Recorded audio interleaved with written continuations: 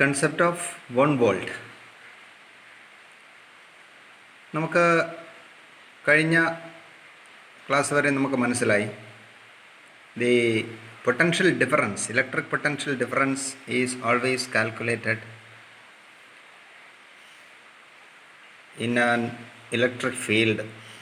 So if these are electric field, then potential difference between 2 points, let it be A and B, അല്ലേ?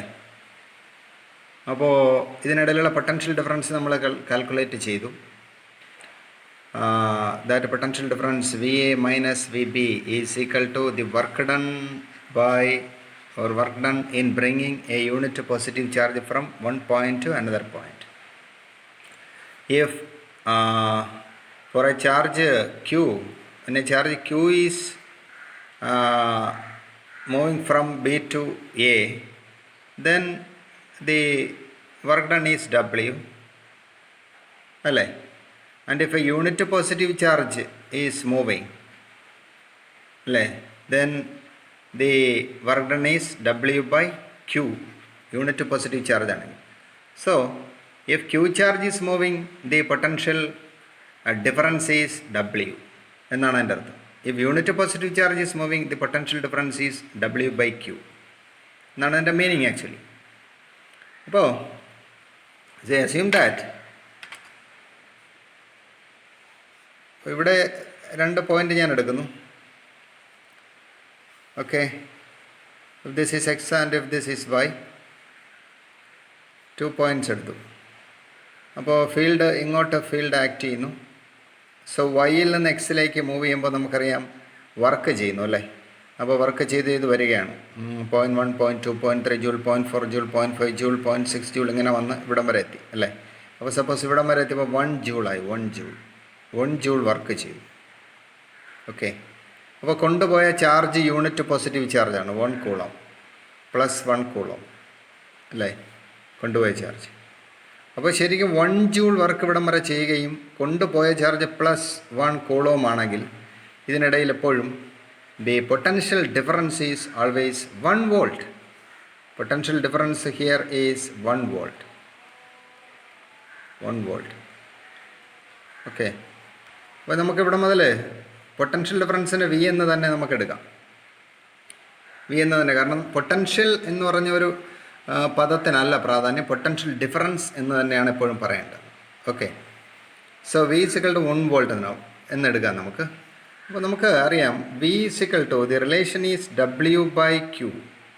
This is the relation.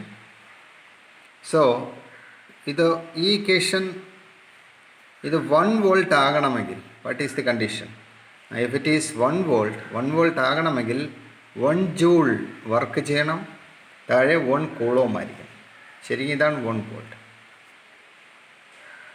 So what is 1 volt? 1 volt is the electric potential difference between 2 points if there is a work done of 1 joule in moving a charge plus 1 coulomb from one point to another point. അതാണ് 1 coulomb എന്ന് പറയുന്നത്. Okay, so then what is the work done here? What is the work done?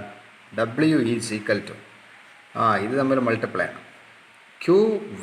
It's a very important relation. This is the work done.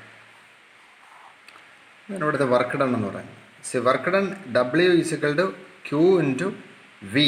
This is work done. This is charge, this is electric potential difference. Okay, so what is 1 joule? അപ്പോൾ നമുക്ക് ഇങ്ങനെ 1 joule is equal to 1 coulomb into 1 volt, ഇങ്ങനെ എഴുതും. This is 1 joule. So ഇതാണ് concept of 1 joule. അപ്പോൾ അതിൻ്റെ ഒരു പ്രധാനപ്പെട്ട ഒരു ഐഡിയയും കൂടെ ഞാൻ പറഞ്ഞു തന്നുകൊണ്ട് ഈ വീഡിയോ അവസാനിപ്പിക്കാം. അപ്പോൾ 2 പോയിൻറ്റുകൾ നമ്മളെടുത്തു. 2 പോയിൻ്റ് എടുത്തപ്പോൾ this is A and this is B. അപ്പോൾ ബിയിൽ നിന്ന് എ വരെ ഒരു +1 കൂളം ഒരു ടെസ്റ്റ് ചാർജിനെ കൊണ്ടുവന്നപ്പോൾ 50 ജൂൾ വർക്ക് ചെയ്തു. Work done is 50 joule. ചോദ്യം ഇതാണ്, what is the potential difference between these 2 points? What is the potential difference between A and B? ഒരു ചോദ്യം ചോദിച്ചാൽ നിങ്ങൾ അത് തന്നെയാണ് ആൻസർ പറയേണ്ട എന്താണ്? The potential difference between these two point is 50 volt. It is 50 volt. കാരണം എന്താണ്? നമ്മൾ നേരത്തെ പറഞ്ഞു വൺ കൂളോം ചാർജ് വൈയിൽ നിന്ന് എക്സിലേക്ക് കൊണ്ടുപോയപ്പോൾ 1 ജൂൾ ചെയ്തു അല്ലേ? അപ്പോൾ കിട്ടുന്ന 1 ജൂൾ വർക്ക് ചെയ്തു. അപ്പോഴത്തെ potential 1 volt.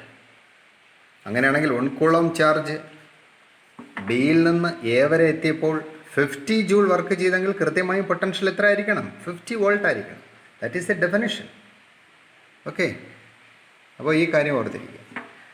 So this is the concept of 1 volt. Thank you.